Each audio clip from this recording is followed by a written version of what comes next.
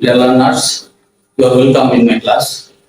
Dear learners, today we will try to discuss on verb. তো শিক্ষার্থী verb কি? verb হচ্ছে ক্রিয়া বা কাজ। দুই প্রকার। প্রধানত দুই প্রকার, যেমন ফাইনাল ভার্ব, সমক্রিয়া ক্রিয়া, নন ফাইনাল ভার্ব, অসমক্রিয়া ক্রিয়া। ফাইনাল ভার্ব কি? সমক্রিয়া ক্রিয়া কি? ফাইনাল ভার্ব হচ্ছে ওই ভার্ব যে নিজের অর্থ বা সেন্টেন্সের সম্পূর্ণ অর্থ প্রকাশ করতে পারে। যেমন sing, Shamima sings a song, Shamima একটা গান গায়। অর্থাৎ এই sings দ্বারা বাক্যের অর্থ সম্পূর্ণ প্রকাশ পাইছে, তাই আমরা কি লিখতে বলবো? ফাইনাল ভার্ব বা সমক্রিয়া ক্রিয়া।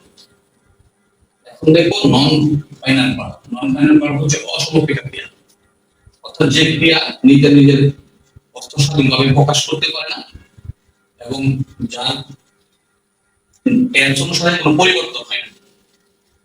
যেমন টু লার্ন, যদি টু লার্ন বলি এক্ষেত্রে আমরা যদি হি ব্যবহার করি, সি ব্যবহার করি, দে ব্যবহার করি, তাহলে এক্ষেত্রে কোনো পরিবর্তন হবে না। অর্থাৎ এক কথায় যেটা আমরা টেন্স অনুসারে পরিবর্তন হয় এটা হচ্ছে ফাইনাল ভার্ব, আর যেটা টেন্স অনুসারে নাম্বার বা পার্সন অনুসারে কোনো পরিবর্তন হয় না এটা হচ্ছে নন ফাইনাল ভার্ব, অসমক্রিয়া ক্রিয়া। তাহলে আমরা ফাইনাল ভার্বকে আমরা আবার দুই ভাগে ভাগ করতে পারি, প্রিন্সিপাল বা অক্সিলারি ভার্ব।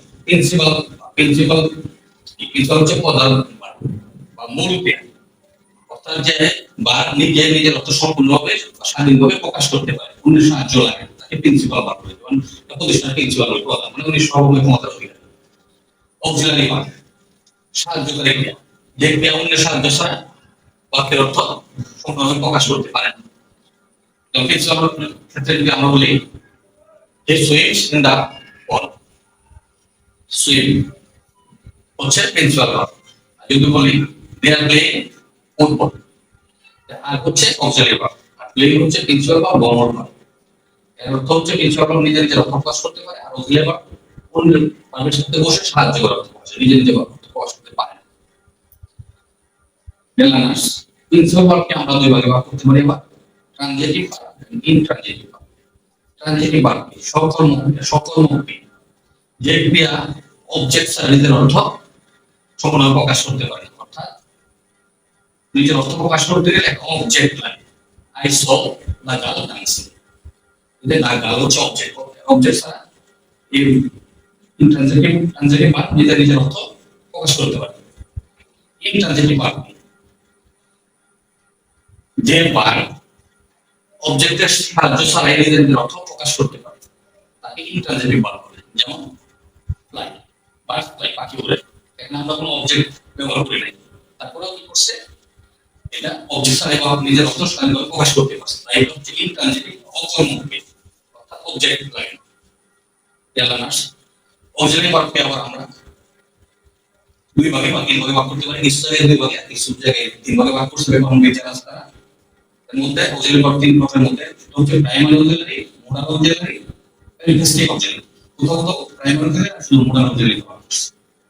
যেমন primary auxiliary am, is, are, was, were, do, does, did, have, has, had, এগুলো হচ্ছে প্রাইমারি অক্সিলারি। প্রাইমারি অক্সিলারিকে আমরা তিন ভাগে ভাগ করতে পারি, be verb, no verb, have verb। এর মানে ধরনের ক্লাসিফিকেশন আছে। মোডাল অক্সিলারি হচ্ছে ওই ভার্ব যা সাহায্যকারী হিসেবে ব্যবহৃত হয় এবং এরপরে ভার্বটা যদি কম্পোজ টেন্স ও পার্সন অনুযায়ী মোডালের কোনো পরিবর্তন হয় না, অর্থাৎ এর সাথে আমরা ইচ্ছা করলে আইএনজি বা ইডি বা এস যুক্ত করতে পারি না। অর্থাৎ মোডাল হচ্ছে নিজে পরিবর্তন হয় না, এমন পরিবর্তন হতে দেয় না। এ হচ্ছে মোডাল অক্সিলারি। তারপর হচ্ছে প্রেডিস্টিক অক্সিলারি কোনগুলো, যে তার দেখা যাচ্ছে টু এর পরে যখন মূল ভার্ব বসে, to be, going to, have to, used to, ought to। অর্থাৎ প্রেডিস্টিক অক্সিলারি হচ্ছে ওইগুলো যেগুলো পরে টু বসে, ইনফিনিটিভের মতো, have to, তারপর আমরা প্রেজেন্ট ফর্ম ব্যবহার করি, used to, be to be, going to, ought to। এই হচ্ছে প্রেডিস্টিক অক্সিলারি। লার্নার্স, আমরা নন ফাইনাল ভার্ব সম্পর্কে অন্য ক্লাসে আলোচনা করব, আজকে নয়। ধন্যবাদ সবাইকে। আসসালামু আলাইকুম।